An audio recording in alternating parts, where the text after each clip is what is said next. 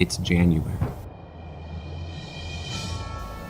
The teacher candidates are back for 9 straight weeks of classes. The exam is behind them, and they are thinking about jobs and classes. But there are lots of complaints. I've been looking around online, like through some of the postings and stuff for jobs, like outside of public education. There's a private school that has an opening, and I'm looking over it, and I'm like, I don't feel confident applying for these jobs because I have like no idea how to really structure a classroom. Like, we're not getting that practical knowledge, and like language arts especially. Like, I sit in class, and it's just like, we talk about stuff, and that's about it. And just to add to that, what we were saying is that I don't feel like we've had an opportunity to like frame our pedagogy and to say in a job interview, this is my philosophy of teaching. Like I haven't had that yet. Don't you find you can constantly ask the question, how do you get kids to read? And every time you suggest something, they just shoot it down like, oh, well, consider this. Catherine sees a bigger picture and brings the conversation back to teaching. Language arts is huge, and you're right, there's no map, but that's the point of it, is that they don't want to tell us, you need to be reading this book with your classes. You're right, it's very frustrating, language arts, because it's such a broad area. If you've got kids that are having difficulty reading, or you've got kids who love to read and who want to dig deeper into the subject, well then you're meeting the kids. But don't you find that like when you take like science textbooks and you oversimplify them and such, that like just to teach those basics, that you're kind of losing sight of why you're reading that, why you're reading that particular text? Yes, but then we're trying to make meaning, and that's the whole point. Right? Yeah. Model it first, because once you model it, then they'll be able to, further on in high school, university, and beyond, they'll be able to question something and say, do I agree with this? Don't I? Do I like what I'm reading? Is this true? I understand the theories, and I read the textbook. I grasp the theories and things. I think the challenge that we're trying to express is how daunting it feels to program for 30 kids, particularly at the primary level, that are at probably 4 different grade levels. Our teachers structured guided reading groups every day. So that if you had 4 different grade levels, you could take the class of 20, let's say, and put them into 4 different groups or 5 different groups and have about 15-20 minutes where you are just working with that group. It's great to hear these things because I didn't see it in my practicum and I'm not getting it in class. I think that's my frustration, is because I have not seen it. And so what we're talking about is like this crazy, pretty myth of a perfect classroom that I can't get at. Yeah. Abstract. Yeah. Yeah, my teacher was similar. Like she had 4 different groups of varying levels, and within those groups there were slightly varying levels. Yeah. I just find that every time we come up with a solution as a student, we're just presented with like more challenges, or just like we're shut down. Like, I don't think you're thinking this through clearly, and it's like, I'm trying to think it through clearly. Why don't you guide me a little bit? And is your frustration with your instructor then? Oh yes. Okay. Got it. Okay, that makes perfect sense. And I think because of the breakdown of proper discourse in the classroom, like a lot of us have a sour taste in our mouths. Like, I taught language arts on my practicum. I thought I did a decent job. Did I take an ounce from that class and apply it? No, it was all from me. Because I can't make these abstract connections to the real world, because if they're not going to do it for me, then why should I be doing it? I think what's required is those specific questions on our part, but because we don't know exactly what to ask, they don't know what to answer, right? So they've been doing this for like a lot of years. No, I know, but they love books and stuff. You have to think about it from their point of view, though. Like, yeah, they love books, and that's great. But like, explaining to us, how does a teacher frame his or her classroom for the entire year? It's all different. It's all different. But they're telling us to model for the students proper work ethic, proper. And that's where we have the responsibility, I think, to ask those specific So questions. why not practice what you preach and model for us? Why don't we as students do a novel study within our classroom, and we all read the same book? We get it, make it at the bookstore. We all pick up like The Wind in the Willows. Open it up, and we all read, and we come and we do literature. I think the hard thing with that, though, is that there are only, how many hours are we here? Like, we do 18 weeks of language arts, 2 hours a week. Well, how much can you fit? Yeah. We're now in week 11, and I say that 11 of those classes have been close to a waste of my time. See, I'm the total opposite. I feel like I don't know if you have the same teacher as me, and if you do, then I don't know what I'm saying, but I feel like I've learned a lot from my language arts class. Yeah. as well. That's the I've problem. learned so having- many different so many different tools to do a literacy, program and to lead a lesson, like I the think we tea have party to- and the four corners and all this stuff, and I feel like it's really helpful. I think we have to Really? get out of the mindset that it's a teachable. 100%. I'll teach you. Guys, it's not a teachable, that's the thing. Math is a teachable. Language arts is a general concept that can be applied to every single subject. Also, don't treat us like kids in the classroom. I'm so sick and tired of being spoken to like I'm in grade 6. I'm an adult, and They're modeling. they're modeling. Oh. Okay, no, I If- actually agree with you.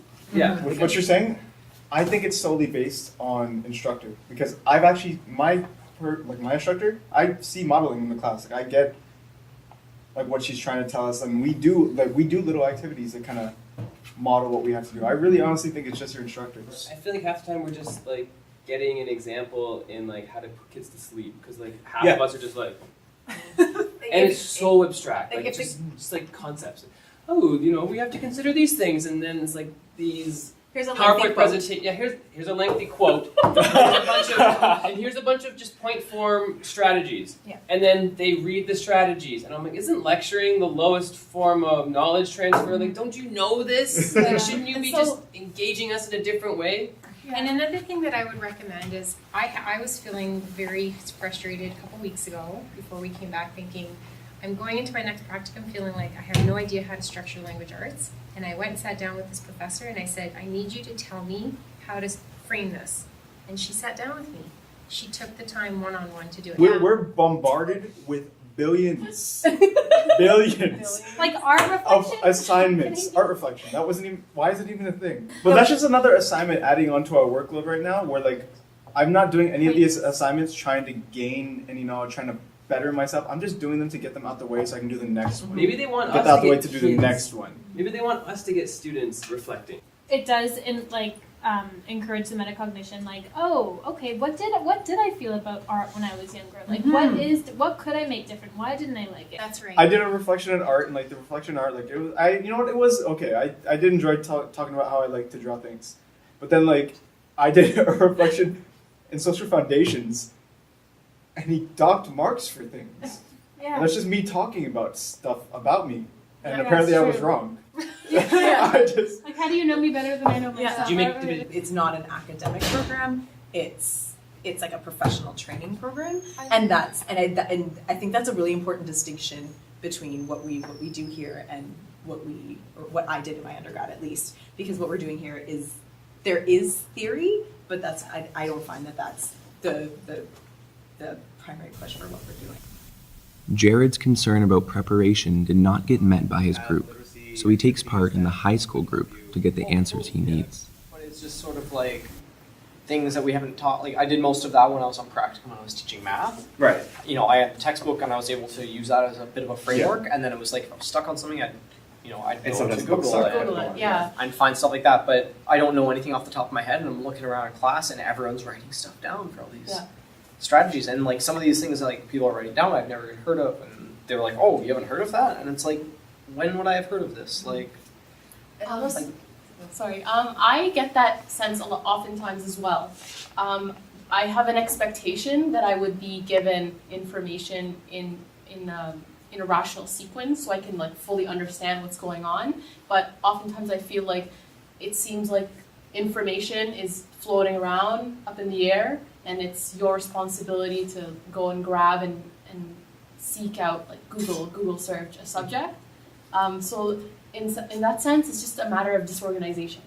That's what I'm feeling. Sometimes instructors are helpful. I remember Ruth and I were in the math class yesterday, and we were like, "Oh my goodness, there's actually so much stuff." And Our teacher makes a point of showing us where the resources are. he also makes a point of not wasting our time. And he says, you don't need to reinvent the wheel. People have been teaching this subject for a long time. Go to this place to get your lesson plans, or go to this place to get these resources. Yeah. So And these people are like the high ups of educators in Ontario of mathematics. And their site is just so, look at our resources. Where do they link to? The BBC, Google. Laura also other sites sees of the other big countries. picture. That's just the way that the world works now. That's just where Yeah. information is. It's like people used to go to the library to find content, and now it's made available on the internet, and that's just, it's a lot easier to access. It would just be nice if there was like faculty approved information. You know, when we're sitting in class and they're giving us theories to work with and then nothing to back it up, it's just sort of like I feel like I'm just getting a whole lot of concepts and a lot of abstract stuff, and I'm not necessarily like am I missing out on how pulling stuff out? Like I don't know what's relevant versus what's not. In language arts, we're just kind of talking about a lot of stuff, and then it's like, you know, we get something to talk about, and then all of a sudden it's just like write something down, and it's like I see people writing down a whole page of ideas and activities, and I'm like, why am I not doing this? Like, where is? Like, I feel really disconnected in that sense. Or that you feel inferior because these people are doing the stuff that I should be doing, but I'm really not. Exactly, and it's like where do they have the time to be able to just pull this out of their head? Like, Maybe they're remembering stuff from their elementary schools, or maybe. yeah, I don't know. It's just. I was gonna say, like, in an IS context, especially in my French pedagogy, there's a lot of theory stuff and not so much curriculum document stuff, because it's like the moment you step into a classroom, by default, you are a new teacher, and it takes years for you to be. You know, I know what I'm doing. I know what activities to do. I know my DI like the back of my hand. But like, you know, if you're going to be a new teacher, you're going to take your lumps. You're going to screw up, and it's like, it's a big deal to the students, but employment-wise, it's not a big deal. I'm just waiting for the next practicum because that's where I'm going to get the most. Well, we're Well, there you go. about that. And I am so frustrated with that right now, where it's like I am spending 8 hours a day here because I have nothing else to do until practicum starts. I'm definitely the same, but it was earlier that and I'm not gonna say, well, I'm gonna say I sort of lost hope in the professional program. I feel like I'm just here I'm just paying a lot of money, and I'm here to get a paper, a seal of approval, something to put on my resume that I'm required to do, to be a teacher, to be what I want. Where I'm actually learning is, like you guys said, the internet, practicum experiences, the volunteer work that I'm doing. So I know that it's very frustrating to be spending so much time here and not getting anything out of it. Exactly, and be doing, I guess the word would be busy work. So now I don't know how to word it. I sort of disagree. I don't know. I feel like all of the classes that I've been a part of, I can see the validity of, and when that will come into play in practicum, and when these sections we're going to need to pull from all these different areas and be able to say, okay, I remember this from practicum, from classes, and now this is useful, and this is where it's going to, because we're not going to see it all the time. And for example, like ed psych, we're not going to use all of the different, you know, knowledges about different exceptionalities in every day, like on our practicum every single day, unless we have a student with that specific exceptionality.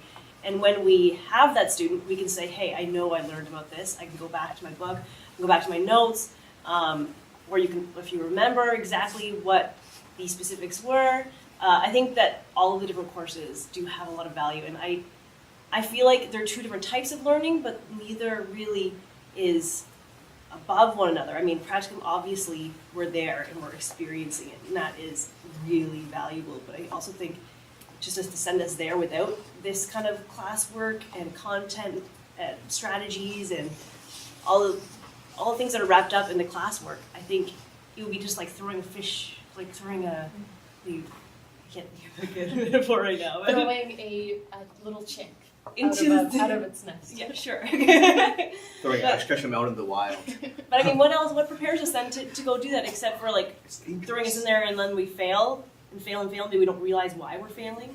You know, the courses are there to back us up and to give us. I just want to clarify my opinion. So, the reason I've lost hope is because I expected the courses to be comprehensive in the sense that I would constantly feel like I'm being trained. But now I feel instead that it's more of our classes and our resources and social foundations, which I appreciate as being resources.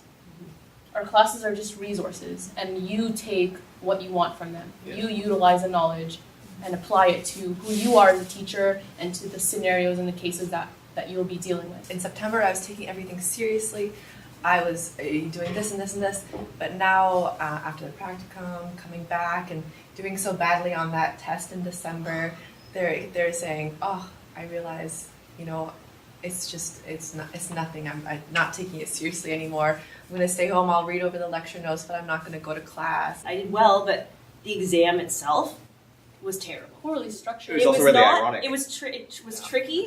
It's It was. I know they made a new exam this year, but it felt like everything we learned about assessing and it's just like a big. Yes. It's just a big joke. It's like Yes. it's Don't like, make tricky questions. Don't just It's test ironic, yeah. It's like regurgitation. Don't do that. Meanwhile, It's Yeah. anti-modeling. yes, yes, and I mean I studied a lot, and all the information that I like. My tutorial leader said, you know, Big ideas. big ideas, and think about what questions you would create if you were a teacher, and that's what it's going to be like. And maybe that's what the old essay was like, but it was recreated this year. And the questions were along the lines of, in so-and-so's opinion, in lecture number, like whatever lecture, 54.5. and then a random idea that you don't even recall learning at all, even though you've gone through the notes a million times. Like, it was not assessing our knowledge at all. The OCT question was a particular favorite. Is it totally and completely independent? Sort of, kind of independent? Mostly independent? Not independent? Sometimes independent? Like, I see so much value in that course, but it was just that exam. It was just, End of the day, it's only worth 20%. So if you got Are those negative you got attitudes 20 out going of to get in 40, their you way? lost 5.